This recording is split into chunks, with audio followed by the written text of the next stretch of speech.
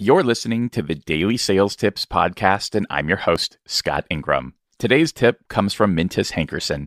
Mintis is a sales manager covering HubSpot's small business division on the West Coast. She began as an account executive and quickly moved into sales management, where she's been for the last year. In that year, her team has made at least 110% of quota every month.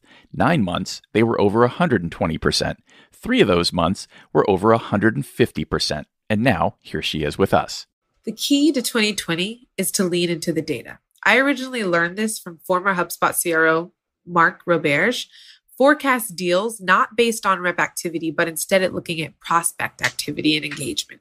This was huge for my team. Up until the first engagement with a company, i.e. a meeting booked, the depth of working a lead is all based on the rep's activity. But after a prospect actually enters into the evaluation and a call is had, engagement actually needs to be approached differently. Instead, the KPI is not based off of how many times your rep has actually emailed the prospect, but instead, how many times has the prospect responded.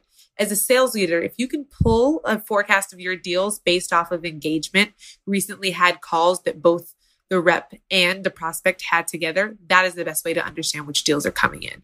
For more from Mintis, check out HubSpot's Sell From Anywhere series on YouTube. In episode 3, Mintis talks with Mark Roberge, and they go even deeper into this topic. We'll have a link to that conversation, as well as a link for you to connect with Mintis on LinkedIn at dailysales.tips/591.